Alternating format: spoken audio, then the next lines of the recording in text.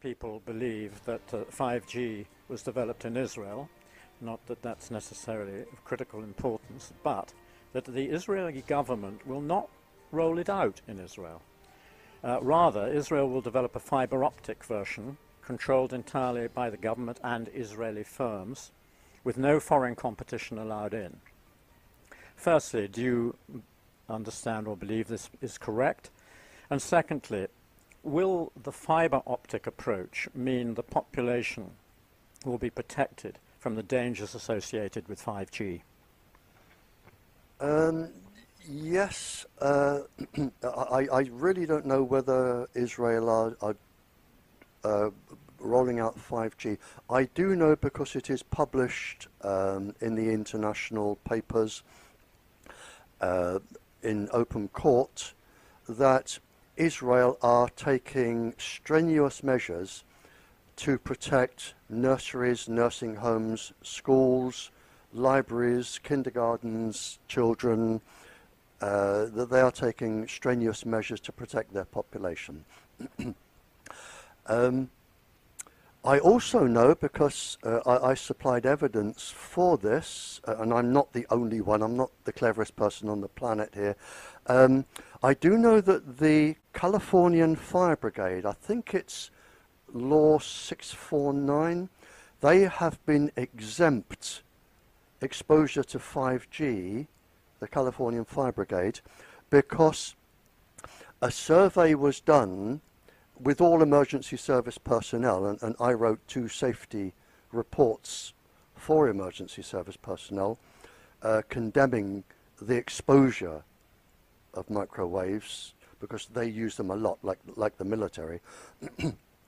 They found that after a 20-year study that every single firefighter within the study in California, every single one had a form of neurological damage or physiological damage, and it was published. And when 5G came out, they were exempt the added stress of 5G so that it wouldn't harm them anymore. But yeah. Yeah, but it's known. It's known that emergency service personnel, and as I say, I've written 2 safety reports. They're on that memory stick I'm giving you. The military just have to use it and suffer. They're not told. It actually says in this paper, when I said protect industrial output, and it also said to prevent, I think, the military knowing about it as well. But the military are very big users. They are kept in the dark, which is why you get a lot of psychological damage from the military, because they are extensive users. But I do know 5G is, the fire brigades have been exempted, and there are other countries that are strenuously fighting against 5G now.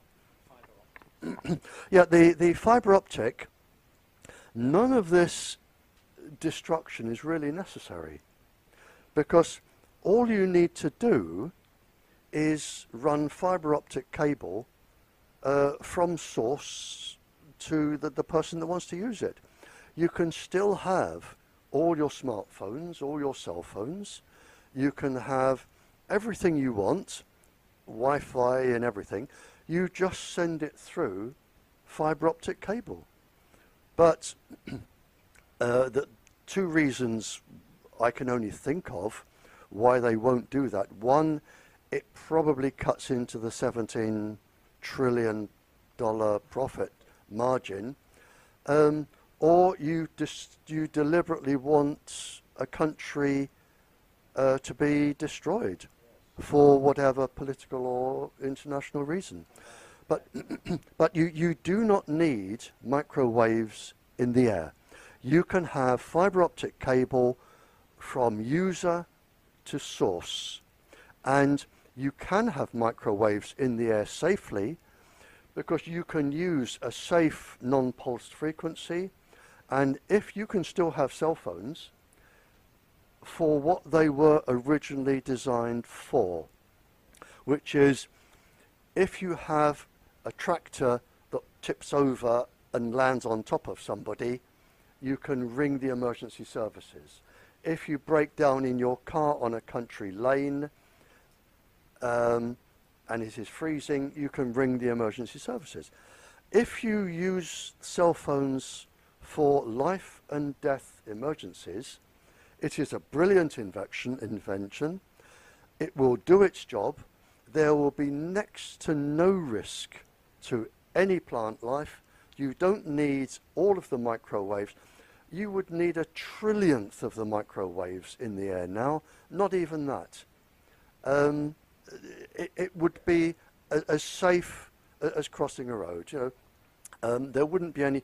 So you can have everything you want, and you can have it safely. Now, the reason why it isn't, you have to ask the people who make the decisions. When one is travelling these days, and one doesn't have to be even travelling, one could be walking around in a city or anywhere, you find people nervously operating their cell phone or smartphones or whatever they happen to have, tablets, etc., as though if they ever lost this piece of equipment, they'd been in a state of total panic. How do you see this? In other words, what I'm suggesting is it's already become a form of epidemic, a quite literal form of epidemic, that total and utter reliance on this piece of equipment. Very good question. There are two answers here. The first is it has been measured on public transport that you can be as much as 3,000 times above any safety limit. 3,000 times. Now, if you think about the driver, or a conductor, or a pregnant lady, or a child, and some of these journeys can be quite long, that is not a good thing. Sorry, what was the second part of the question? Yeah, it is known, and it has been known since the Cold War because I was involved in it.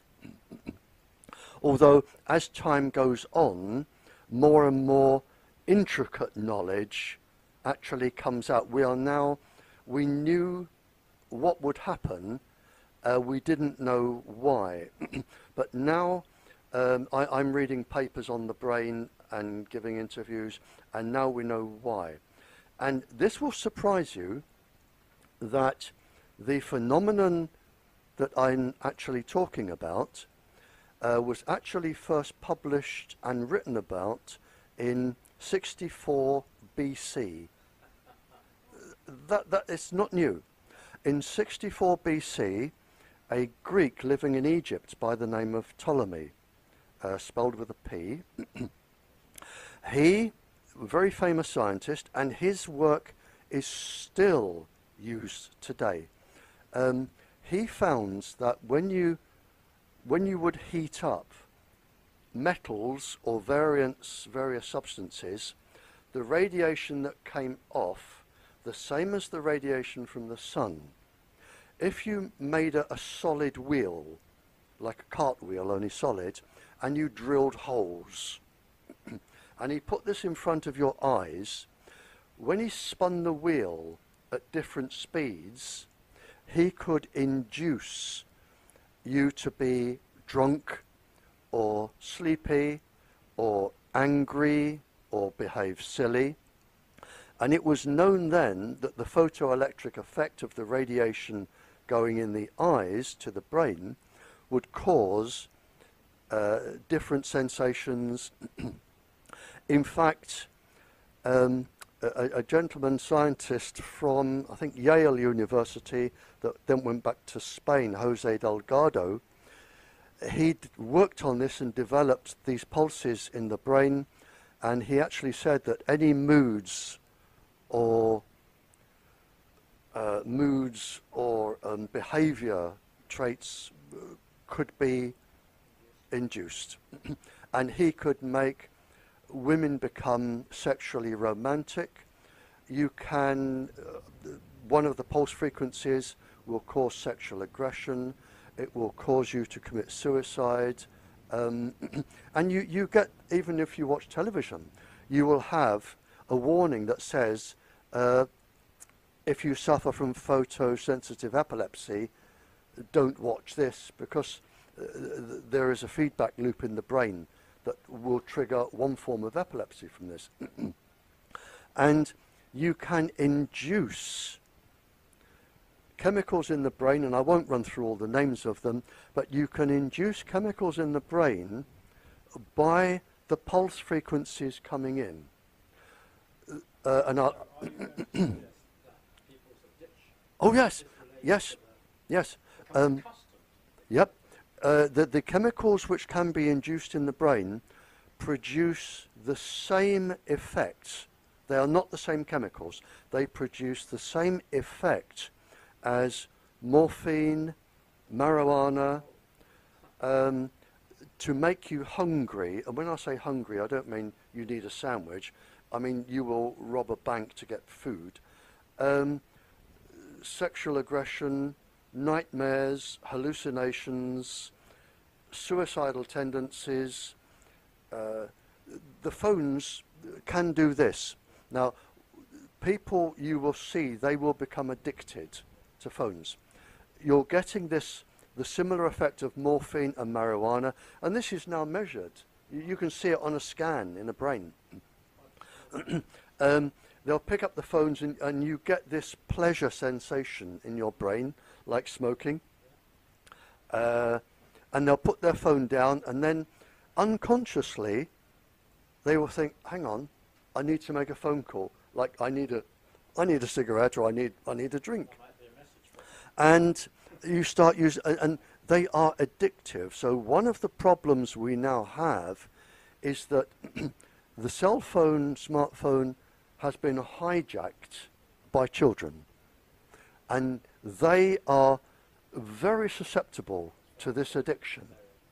And psychiatrists have written that when you try and limit a child's cell phone use or take one off, one psychiatrist said that the child said to the parents, and published this in Scientific American Mind, the child said to the parents, and meant it a girl, teenage girl, if you so much as touch my cell phone, I will kill you both in your sleep. Another girl punched her mother in the face that tried to take the cell phone. And this is where children are. They are really addicted. So it's like giving children cigarettes and alcohol and marijuana and saying, enjoy yourself for as many years to get you hooked. Now we're going to take them away. You won't do it. And this is one of the problems, is because adults and children are chemically, in terms of brain chemistry, they are addicted. And this was known in 64 BC. It is used by the weapons industry to cause people to commit suicide or get cancer or do whatever.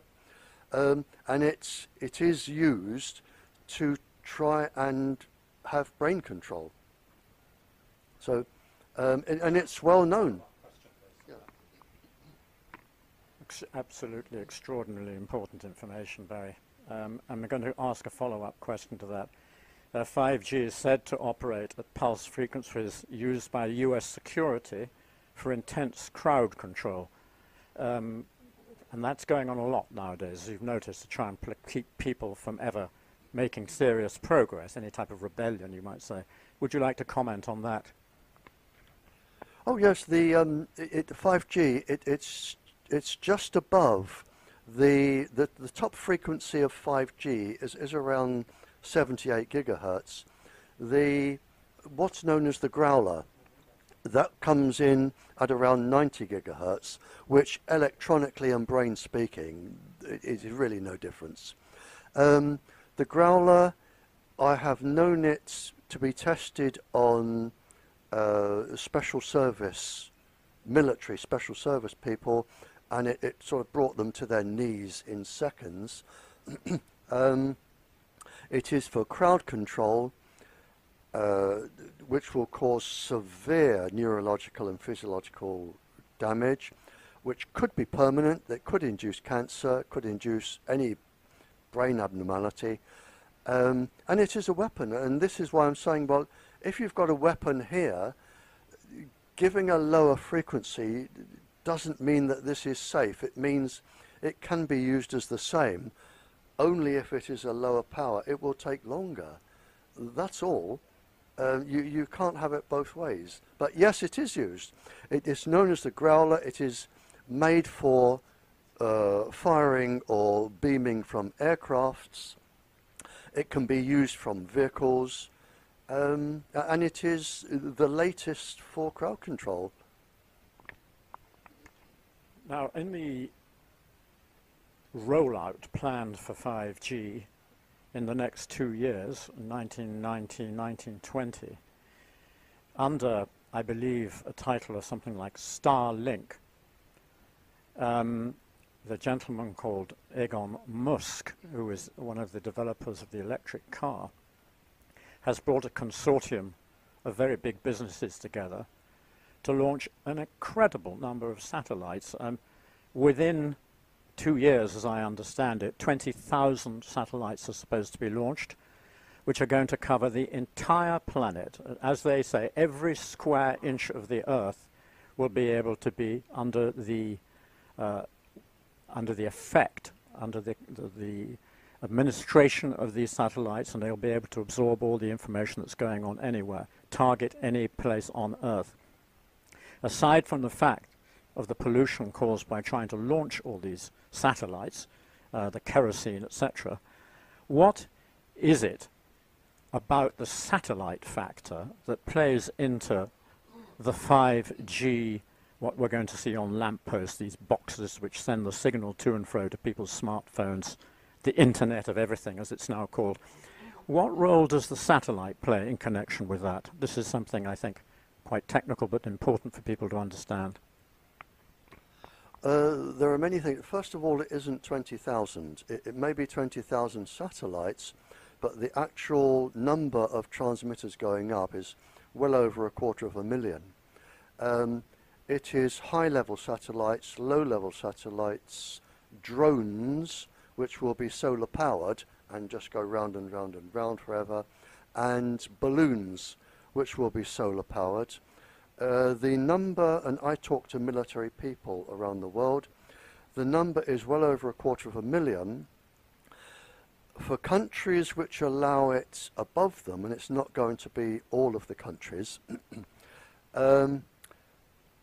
the people running the satellites will be able to, not that they will, but they will be able to control populations. They will be able to monitor every single piece of data that is being transferred around the country, and there will not be a single government or person's secret that can be kept secret.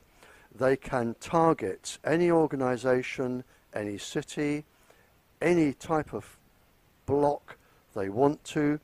They can target any sports activity, any government activity. You can control thinking processes, and the information can be sold to people who want to buy it. There are lots of people who want to buy secrets. There are lots of advertising companies who want to buy things. The information can be sold. So it could be used, whatever your imagination can think up, there will be a way to use it. And once it's in the air, you can't, if 5G is on a lamppost, you can climb up and turn it off. If it's on a big tower, you can knock the tower down, as some countries are actually doing.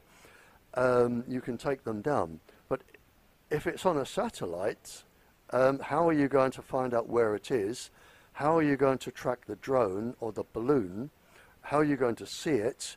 And how are you going to cut out it's like the Sky television. How are you actually going to cover that much ground if you wanted to block the waves? You know, you couldn't. Once it's up and it's up, it stays up, and then whoever is controlling it will have absolute full control over that country. Well, just to mention three names: the Boeing Corporation, Google, and Richard Branson's airline, Virgin Airlines, are just three of about 20 consortiums that are pumping vast amounts of money into this. Yeah, one thing is that the people doing this may be innocent. For instance, you can buy a cell phone and the company selling it to you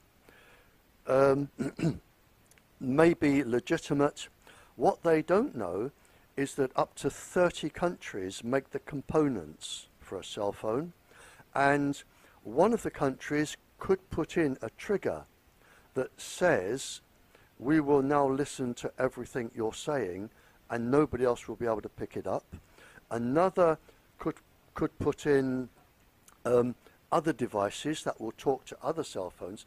So you could have a trigger in the device. Richard Branson could be told, we're doing this, it will help humanity, we're doing this. But the people making it will say, okay, but we're also going to put in this and this and this and this, and we can activate it from another satellite. You won't even know it's there. You won't even know it's activated. And people with cell phones now probably don't know that even if it is turned off, it can be activated. If it's got a camera, they can listen to and watch. And this was designed for business meetings, for bankers to listen in, which is why when bankers have meetings now, all the cell phones are locked in a safe. But it was designed so when financiers and businessmen have a meeting, they could not only see who was speaking, same as MPs in defence meetings, but even if the cell phone is turned off, you can listen and you can pick up everybody else's phone call, and there are devices that will allow your cell phone to be used as a transmitter without you even knowing. So somebody can send a message, it will go into your battery, get a boost, go on to another one. Just the fact that your cell phone is off doesn't mean it's off. These can be put in and they can be used. And again, the criminal world, and I've met lots of organised crime, they can not only use it, but it has already started and been published that this is very, very good for blackmail. Very good for blackmail. And people are being told, and we've had our health service hacked, where the hackers said, we will publish everybody's medical reports on the internet, and you're talking about people with AIDS or psychological, you know, unless you pay us a certain amount of money. We've had our health service hacked. And recently there was a website where people could send in their sexual preferences. They were blackmailed. Other websites, we've had a bank hacked just this last week, where they've said, we will give everybody's bank details unless. So, you know, once you've got access to this, and the worst thing are these smart meters, because once you get the smart meters, you have a mesh of information going all over the place from everybody, and if you hack into a smart meter, you've got everything. You can even tell when anybody is going to the toilet in any house, and you can even listen to that. So it is used, it can be used for weapons, it can be used for blackmail, it can be used for crime, it can be used for other countries' defence, and once this is up and running, you are really at the mercy of the people who have got the secret bits. But it's the people putting it up may be absolutely innocent and don't even know what they're doing, but once it's up, they've lost control. I wonder if you can tell us at least some of the names of the countries which don't want 5G. I mean, this is an extremely interesting point, because after all, if the world is going to be, so to speak, divided between those that do and those that don't, the ones that don't already have extremely good evidence for why they don't, and can be extremely influential on the ones which are in between, you might say. Right. I do know, you're into a sticky point here. I do know that the last 17, I don't know, when I go to a country, I often meet a leader of another country. The last 17 leaders that I have spoken to, I have had feedback, because they say, how can we stop this, or what can we do with this? The last 17 countries are actively now doing something, and most of their work, you have to appreciate that not even kings can take on the industry. In fact, kings are usually shareholders. Royal families, if somebody comes to your country and says this is harmless, they're radio waves, we will also get you $100 billion, and they'll sign here. What the countries don't realise, and this is a brilliant question. What the countries don't realise is when you sign here, you sign to say that if you decide to take the system out, you will pay the company all the revenue it would get had the system been there. And you are really locked in this legal loop. They say, well, look, we have signed to say, yes, we can have it taken out, but we must carry on giving the company all of the money they would have earned had it been left in. But that's not necessarily the case. And I say no. We're back to secret documents. Because if you were lied to when it went in, now you have legal grounds for stopping it because it was lied. You were lied to. Because government documents actually predicted this, and they actually say that they will get this, and sensitive people will suffer from this, and all sorts of things will happen. It's listed and documented. The Warsaw document, the United States Defense Intelligence documents, other documents. So if you were lied to, so the last 17 countries I've been to, or not countries, the leaders, they go to their legal people. Yes, they have been lied to, the same as Poland will have been lied to. It's the only way. If they come to you and say, we're going to destroy your country and only 1 in 8 of your children is going to be born healthy, we're going to ruin your plants, you won't have any cattle left, and your food production will be zero, you're not going to sign. So you are lied to. It's as simple as that. Now, they are looking at the legal way, and they are doing it in steps. They are saying, we are taking this out of here because you didn't tell us this, and they're doing. You can't just throw everything out. But what you can do with the industry is you can start with kindergartens, nurseries, because the safety levels only apply to adults. So there is your, and they wouldn't have told you that. So if the safety level only applies to adults, straight away you've got all your children, so you can take them out of schools, kindergartens, nurseries, hospitals. They also mention sick people, so you protect all sick people. Old people, you can protect old people. Then you, and what the industry don't do, they are supposed to survey the area for sensitive people and children, and it actually says special consideration must be made. So once you start doing that, now you can legally start getting it. And then you can start leaning on the industry and saying, look, lose some of your $17 trillion and fix fiber optic cable, or we will go to the World Court. And we will, and there is a list, and I have a list of 20 people, and I know one that is already been named for who should, a solicitor has already named one person, a ringleader, to be taken to the World Court for crimes against humanity.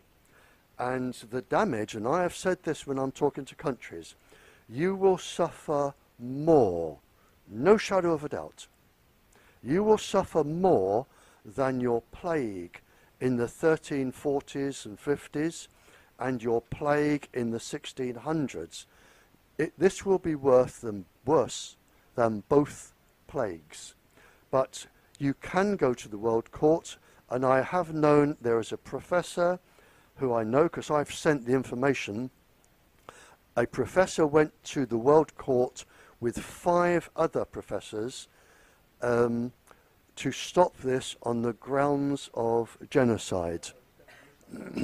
It is genocide. Yep, it is absolute genocide. And steps are being made to go to the World Court and name individuals. At the moment, with 42% it's being rolled out, but can I name the 17 countries? No, because it is a private conversation and they are in legal processes, and if I named it, the industry will be monitoring every word of this, and they will say, right, target this country, get your lawyers over there, and they have really good lawyers. And I went to one court case, and the first Land Rover was full of men with white wigs, wore white wigs, and the second Land Rover was people who carried their papers for them.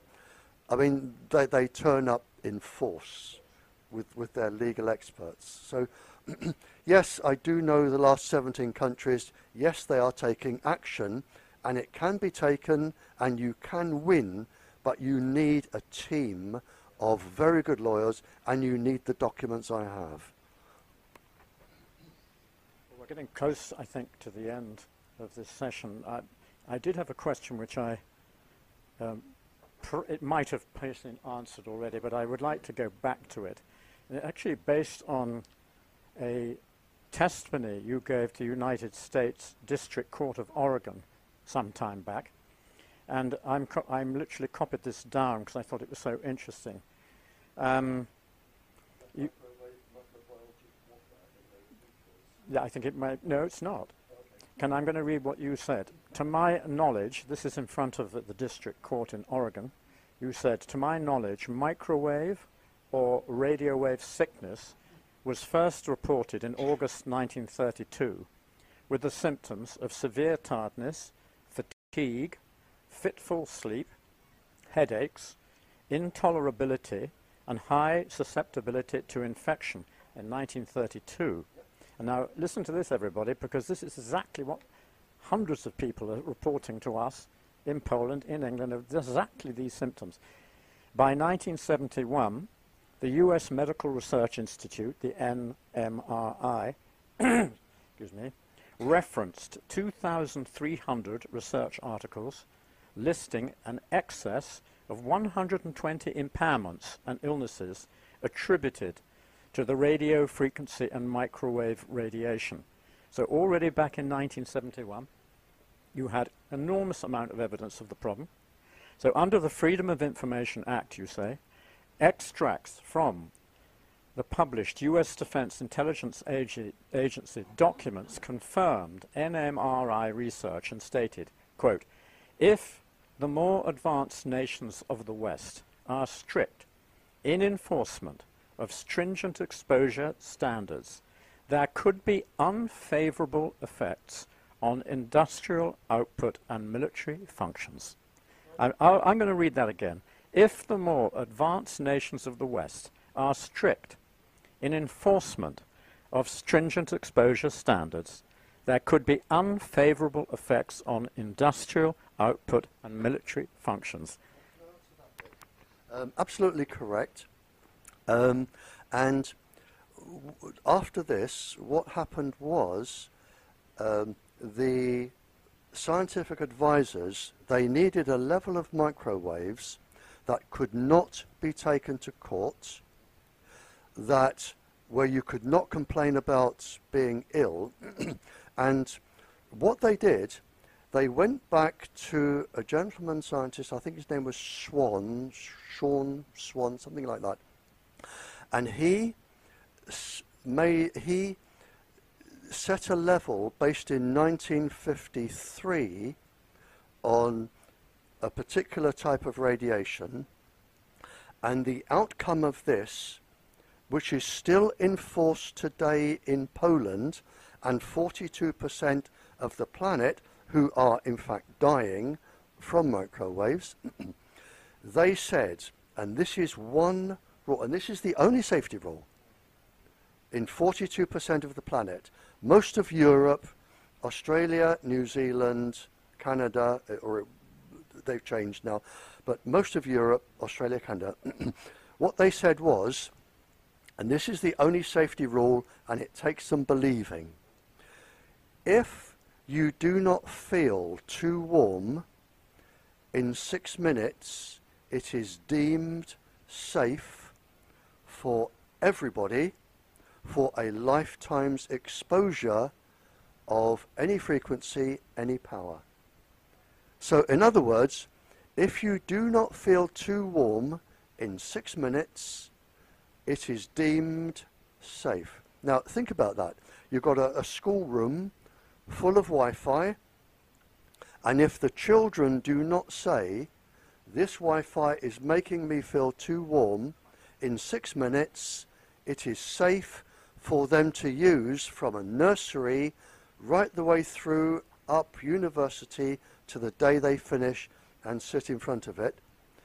But the clever bit is that microwaves, which is how microwave ovens work, of course, microwaves cook from the inside out. Your brains do not have heat sensors inside. They're on the outside. Your body, the heat sensors are on the outside. Microwaves go inside. So what they have said is, if you do not feel too warm in 6 minutes with the sensors you do not have, it is deemed safe for life. In other words, what they have done is said, we have set a safety level that you will never ever challenge in court. And when you sign to say, I'll have this in my country, that is the safety level you are agreeing to. And they knew before that that was not safe, and it doesn't apply to children and animals and things, and this is your loophole, but this is the safety level, and that is it. You said further, in order to protect industrial profit and military function, and to avoid litigation from military employees, it was suggested that governments in the West choose a safety level compatible to the military industrial output. The governments that adopted the thermal level denied, and still to this day deny, any adverse effect from subthermal levels. I just added to that. So this has been a weapon of mass destruction from the start. Could you possibly explain the difference between thermal and subthermal? Also how this relates to smartphones and other cell phone technologies, but you've covered the second part, I think. Yeah, you have ionizing and non-ionizing, really. Ionizing, gamma rays, X-rays, that end of the spectrum. Non-ionizing are, you're looking at your straightforward microwaves. Non-thermal is when you do not heat up, I need to get, I think it's heating up 1 kilogram of body mass within 6 minutes by 1 degree. It's based on that. Yep. Yep. When people put a mobile phone to their ears, they talk about feeling warm. Now, is that connected with this issue? Misunderstood, I think, that. People thought that was the problem. They didn't realize it was a whole other level. No, we're talking about whole body radiation, but in fact different areas of the body have different thermal levels. When you put the phone to your ear and your ear feels warm, in fact, to show how dangerous this thermal or below thermal level is, all of the cell phones, all of the transmitters, the military, everybody, it is all given the below thermal level. So none of it should cause a kilogram of your body mass to heat up in 6 minutes by 1 degree, basically. It is all below thermal. Everything you use is below thermal. What they have not told you is that when you put the cell phone to your ear, and in fact, if you look at the safety guide that comes with cell phones, it says, do not hold it next to the skin. When you hold it and you feel warm, in fact, they're wrong, because it is known and has been known that when you warm your skin by 0.6 of 1 degree, which is basically a half of 1 degree, when your cells heat up by 0.6 of 1 degree, what are known as the heat shock proteins come into access. In the cell realizes it is in danger and starts a mechanism like a scaffold around the cell to protect it. But it can also protect then cancer cells. And so what you can do once it's 0.6 is you can start protecting cancer cells from the rest of the body to destroy. And you also disrupt the cellular process. People don't realize that the heat shock proteins are actually chaperones within the cell, and there are millions of little chemical reactions that take place, and they have quite a lot to play. So the moment you start warming it, you're doing damage anyway. I think we would now like to spend maybe the last 5 or 10 minutes considering a positive outcome, how people can get together to rid the planet of this horror story, this genocide process, and how we can work together to ensure that there are plenty of other problems on the planet. I mean, this is such an extreme one that Jadwiga and I, who worked on GMO at that time, we thought this was probably the most significant problem for the food chain.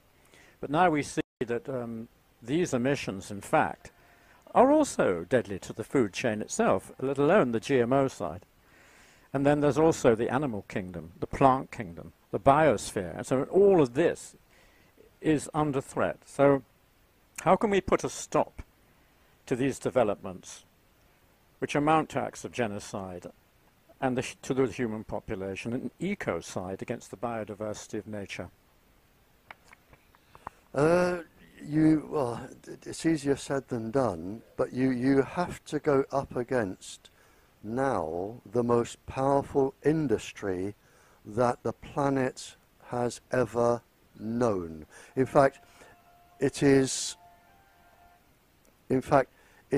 industry is so powerful it can buy governments, and there is, I mean, there is a way to control this. And to control this, you take as many microwaves out of the air as possible. Everything can go on fibre optic cable. You can have cafes and transport where you plug in to fibre optic. Libraries can have fibre optic cables. Schools, houses can be fitted with that. So you take out all the microwaves from the air and you leave it, which is what it was originally intended for, as a life and death emergency. Then there is no problem. But what you've got now are children and people who are chemically hooked on cell phones, and they are going to destroy the planet that they're living on. It is a total re-education system. The other thing that some countries are doing is they are setting up white zones. White zones are now parts of country where there are no microwaves allowed. This is why they want to put up satellites to come down, and people can go and live in white zones.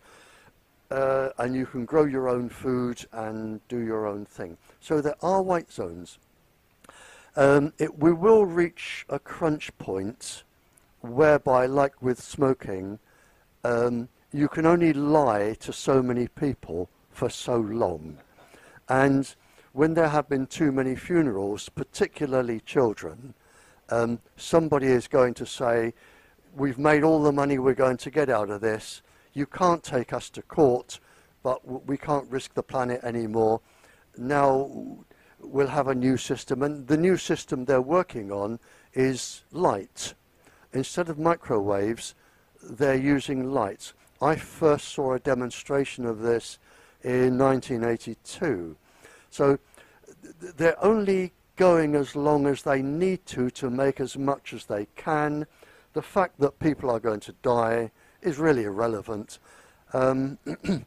Maybe in 10 years, 15 years, you will have all fibre optic cable.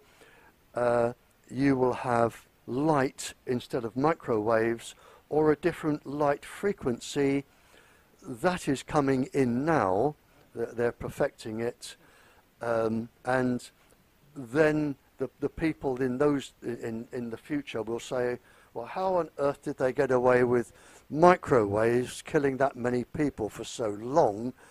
The same as we said, and I know the answer, why did smoking keep going for so long when it was known in 1599 how it caused cancer? Or why was lead put in petrol and kept for 30 years a secret, diesel and all the other things? And it is industry, like you read out, it is industry saying, we are going to make as much from this. As many of you that die have to, that's par for the course. It's unfortunate, but there you are. You can't take us to court because we are invincible. And there you are. Yeah, and that's it. But there is a light at the end of the tunnel. It can't go on because even the people making their trillions will want to live somewhere. And the time will come when they will stop it. They will get rid of the microwaves, use light, fibre optic cable. We breed a new breed of children who are not chemically addicted. It is worth saying now that one country, and I can't mention it, one country has now opened up clinics to detoxify children from their cell phones and detoxify them and get them back to normal. So in the world, and it is a big country, and the clinics are right across the country, they are now detoxifying children. And it has started, and I know other countries that are now restricting children, saying you will not have a cell phone until you reach this age, and then we will tell you how much you can use it.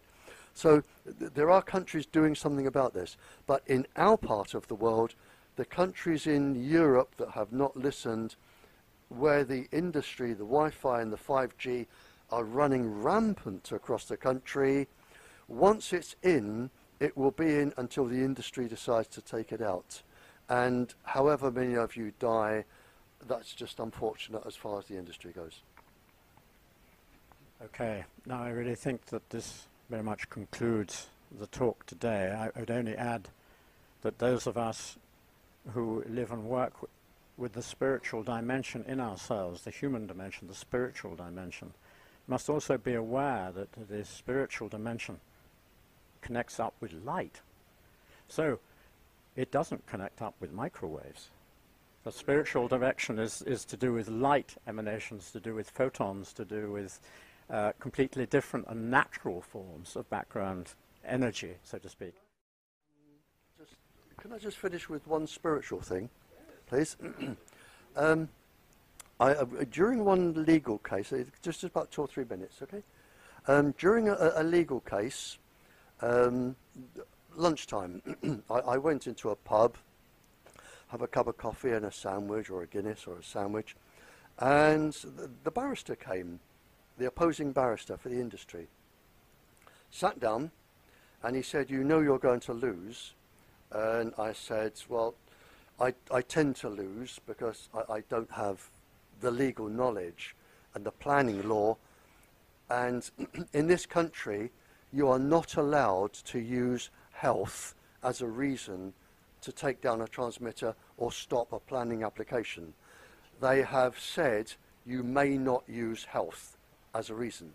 And he said, you're going to lose." And I said, "Okay, but I will still try."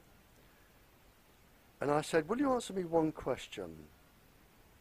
I said, "I'm prepared when I go into the afterlife to face all of the spirits, and I'm prepared to say I lost, but I tried.